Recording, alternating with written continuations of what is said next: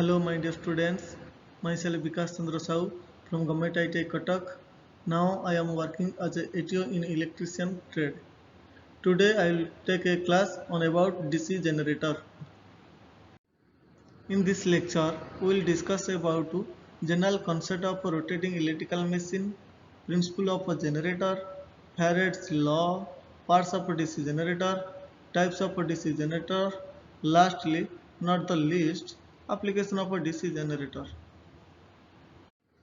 Before going to our topic, first we will discuss how many types of machines are used in our day-to-day life or industries or any other places. Basically, there are two types of machines are used in our industries or any different places. That is one rotating type machine, another is a statical machines. In case of rotating machine, it have two parts. One is the rotor part, another is the stator part. The part which is rotate inside the machine is called rotor. The part which is stationary is called stator. And the rotating machine may be AC type or DC type. In case of a DC type rotating machine, the armature or conductor which is moves inside the magnetic field, this is called rotor, and the magnetic field which is stationary is called stator. But reverse in case of a AC generator. In case of AC generator, the armature or conductor is stationary, and so it is called stator, and the field which is moves, it is called rotor. Now comes to our topic, DC generator. Now we'll discuss about what is generator. We can say in a simple word, generator is a machine who generates something is known as generator. If the generator generates electrical energy is known as electrical generator. So we can say generator is a machine which is convert mechanical energy into electrical energy is known as generator. If the output of a generator is DC, then it is called DC generator. And the DC generator works on the principle of Faraday's law of electromagnetic induction. The scientist Michael Faraday discovered two laws for electromagnetic induction. The first law states that whenever flux linking to a conductor or circuit changes, an EMF will be induced. And the second law states that the magnitude of such induced EMF depends upon the rate of change of flux linkage. So we can say the EMF is directly proportional to the rate of change of flux linkage. That means the EMF induced in the conductor is directly proportional to the rate of change of flux linkage in the conductor. That means if the EMF will maximum generate, then must be the rate of change of flux linkage of the conductor maximum. If the rate of change of flux linkage is minimum of the conductor, then the EMF will be minimum. Generally, two types of EMF induced in our machines, that is dynamical type induced EMF, another is the statical induced EMF. Dynamical type induced EMF is induced in the machine due to the movement of a conductor in a stationary magnetic field or a stationary conductor placed inside a rotating magnetic field, then EMF induced in the conductor. This type of EMF is known as dynamical type EMF induced, and generally this type of EMF induced in our generator cases. And statical EMF induced due to the change of a flux linkage over a stationary conductor, then this type of EMF is called statically induced EMF.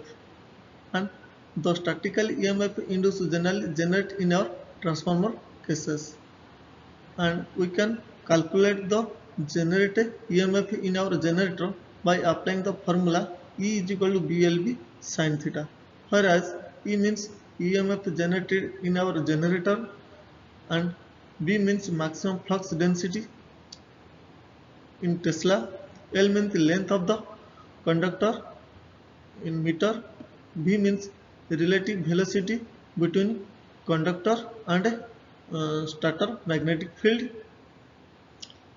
in meter per second, and theta means at which the rotor conductor cuts the magnetic fluxes. And also we can calculate the sine wave by using this formula. We can easily identify the direction of induced EMF which is generated in our DC generator by applying Fleming's right hand rule. So all of you please hold your three fingers of your right hand, that is thumb, forefinger and middle finger, and set your fingers perpendicular to each other like this. See, like this, and your thumb indicates the direction of motion of the conductor, and forefinger is indicates the direction of magnetic field, and the middle finger is indicates the direction of induced EMF or current. Now we will discuss parts of a DC generator. The DC generator have so many parts like frame or yoke, field poles and pole shoes, field coils or field windings, armature core, armature winding or armature conductor, commutator, brushes, bearing and end plates, air filter for fan, shaft. Now we discuss one by one. First we discuss about frame. Frame or yoke is the outer part of the DC machines, and it is protect the whole machines from any mechanical injuries. And the yoke are made in cast iron for small machines. For big machines it may be made in cast steel or rolled steel. See, this is our figure of a frame, and this is our terminal box, and this is our uh, legs of the frame, and this is the lifting eye. Next part is pole core and pole shoes. We can make a pole if we wound copper wire or copper strip around a ferromagnetic material, then the material behaves as a pole. See in this figure, this is our pole core or pole, which is wound some copper wire or copper strip, and it is attached with a pole shoes. And the pole shoes used for two things.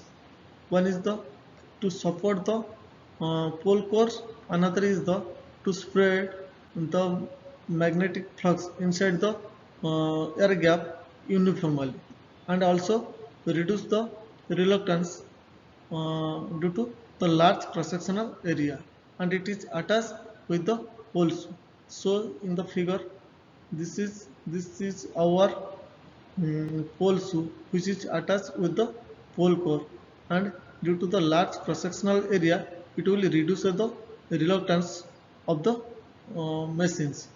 So the EMF will be uniformly distributed inside the air gap. Next part is armature core and armature winding.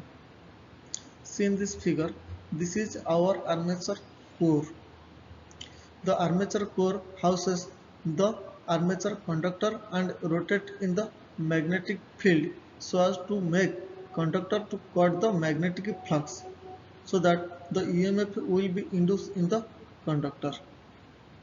And the armature core provide a very low reluctance path to the field flux, and the size of the armature core look like a cylindrical or drum shape, and the armature core hold the conductor on its slot. So in this figure, this is the slot of the armature core. Our next part is the commutator. Commutator is the vital part of the DC generator. The main function of the commutator to collect current from the armature conductor and converts bidirectional current into unidirectional current, so it is called a mechanical rectifier. See, this is our commutator which is installed in our rotor shaft, and all the conductors which is wound in our armature core are connected in the uh, commutator segment. See, these are the commutator segments in this figure you can see here. Our next part is brushes and bearings. Now we discuss brushes. The main function of the brushes to collect current from commutator and supply to the external circuit. And the brushes are usually made in carbon or graphite. And the shape of a brush is like to be a rectangular block. Now we discuss about bearing. Bearings are the vital part of the rotating machines. It is hold the armature uh, inside the machines, and also it is maintain the air gap between rotor and stator.